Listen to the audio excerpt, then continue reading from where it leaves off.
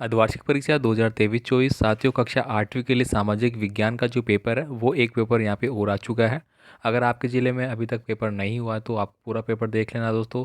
यही प्रश्न है दो आपके जो पेपर है उसमें रिपीट हो रहे हैं। तो चलिए दोस्तों यहाँ पे स्टार्ट करता हूँ और पूरा पेपर है मैं आपको बता देता हूँ कि 8वीं कक्षा में सामाजिक में कौन कौन से प्रश्न है वो आपसे पूछे जा रहे हैं। और साथ ही साथ दोस्तों आपसे रिक्वेस्ट है कि अगर आप चैनल पर नए हैं तो प्लीज़ चैनल को सब्सक्राइब कर लेना। और आपके पास भी आपके ज़िले का कोई पेपर है तो आप हमें इस व्हाट्सअप नंबर पर शेयर कर सकते हैं। इसके अलावा दोस्तों आपकी बोर्ड परीक्षाओं के लिए 8वीं के लिए अलग से एक जो व्हाट्सअप ग्रुप है वो बना लिया है जिसमें ओनली कक्षा 8 के छात्र ही शामिल होंगे।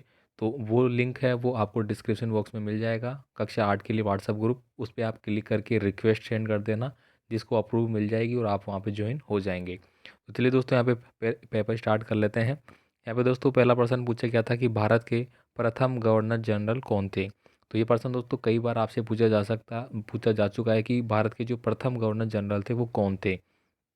तो इसका आंसर आप सभी जानते हैं। नेक्स्ट देखिए यहाँ पे अगला है शेर ए मैसूर के नाम से जाना जाता है। तो इसका आंसर भी आपको पता है कि शेर ए मैसूर के नाम से है वो टीपू सुल्तान को जाना जाता था। इसके बाद देखिए भारत में कितनी स्तरीय शासन व्यवस्था है। तो दोस्तों भारत में आपको बताना है कि कितनी स्तरीय शासन व्यवस्था है।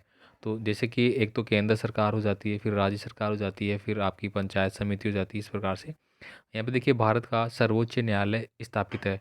तो दोस्तों भारत का सर्वोच्च न्यायालय की अगर हम बात करें तो वो कहाँ पे है, नई दिल्ली में। पहले ये कोलकाता में था जिसको बदल के नई दिल्ली में कर दिया गया है। निम्न में से कौन सा संसाधन है। देखिए वायु, जल, मानव, उपयुक्त सभी। तो यहाँ पे पूछा जाए कि निम्न में से कौन सा संसाधन है। तो यहाँ पे प्रश्न ही थोड़ा सा गलत हो जाता है। देखिए वायु है जल है, मानव और उपयुक्त सभी। तो यहाँ पे जल है वो संसाधन के रूप में रहेगा मेरे हिसाब से मोस्टली। ठीक है।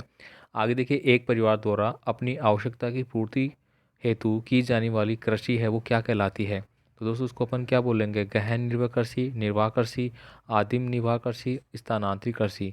तो दोस्तों इस प्रकार की कृषि को निर्वाह कृषि भी बोला जाता है। बाकी आप अपने हिसाब से आंसर देंगे। नेक्स्ट देखिए यहाँ पे जनसंख्या घनत्व का तात्पर्य क्या है। तो जनसंख्या घनत्व का क्या तात्पर्य, प्रति वर्ग किलोमीटर में रहने वाले लोग, 10 किलोमीटर में रहने वाले लोग, 50 किलोमीटर में या 100 किलोमीटर में।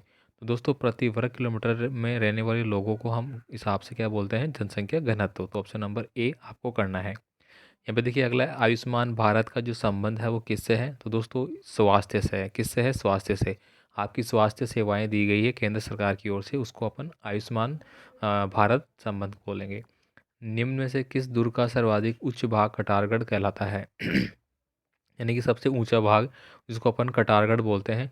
तो दोस्तों ये है हमारा कुंभलगढ़ दुर्ग। कुंभलगढ़ दुर्ग में दोस्तों आपका बादल महल, कटारगढ़ दुर्ग ये स्थित है। ठीक है, ये यहाँ पे सही आंसर होगा। इसके बाद देखिए अगला है ग्राम पंचायत का मुखिया होता है। तो दोस्तों ग्राम पंचायत का मुखिया है वो सरपंच को बोलते हैं। तो यहाँ पे आपको सरपंच टिक करना है।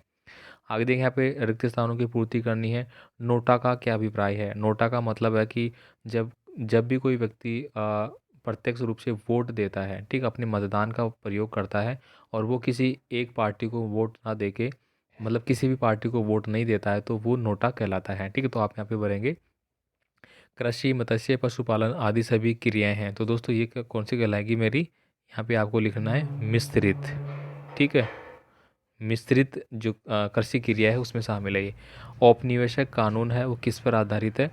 डैश डैश का पौधा मुख्य रूप से उष्णकटिबंधीय इलाकों में उगता है तो उष्णकटिबंधीय का मतलब क्या, जहाँ पे जो गर्मी है वो सबसे ज़्यादा पड़ती है, जैसे कि जैसलमेर हो गया मेरा, ठीक है, मारवाड़ का जो क्षेत्र हो गया वो हो गया। तो यहाँ पे सबसे ज़्यादा कौन सा पौधा है उगता है वो उसका नाम आपको लिखना है। कश्मीर में डैश डैश बकरियाँ पालते हैं। तो कश्मीर में दोस्तों बकरियाँ पालने का कार्य कौन करते हैं। डलहौजी ने कौन सा सिद्धांत लगाया था। तो दोस्तों डलहौजी ने कौन सा सिद्धांत लगाया था, हड़प नीति का। कौन सा, हड़प नीति का। इसके बाद देखिए अगला है निम्न के आपको जोड़ों को सही मिलान करना है। यहाँ पे देखिए अगला है ग्राम समूह है। तो ग्राम समूह को अपन क्या बोलेंगे भाई, महाल, निज, रेत या रेत। किसान, किसान को क्या बोलते हैं, रेतों की ज़मीन पर खेती, तो रेती हो जाएगी। बागान मालिकों की अपनी ज़मीन पर खेती, तो ये क्या हो जाएगी, रेत हो जाएगी। इस प्रकार से आपको इसको टिक करना अपने हिसाब से। यहाँ पे देखिए अगला क्वेश्चन है राजस्थान में प्रथम रेल कब और कहाँ चली थी। तो राजस्थान में प्रथम जो रेल है वो कहाँ पे चली थी, नागौर। ठीक है, नागौर में चली थी भाई। ठीक है, यहाँ पे देखिए इसके बाद देखिए मंदिरों का विकास किस काल में हुआ था ये बताना है। तो मंदिरों का विकास वो सर्वाधिक आपका गुप्त काल में हुआ था। झांसी की रानी लक्ष्मीबाई की अंग्रेज़ों से ऐसा क्या मांगा था कि जिससे अंग्रेज़ों ने उसे ठुकरा दिया था? अगर निर्वाचित प्रतिनिधियों की शक्ति पर कोई अंकुश न होता तो क्या होता?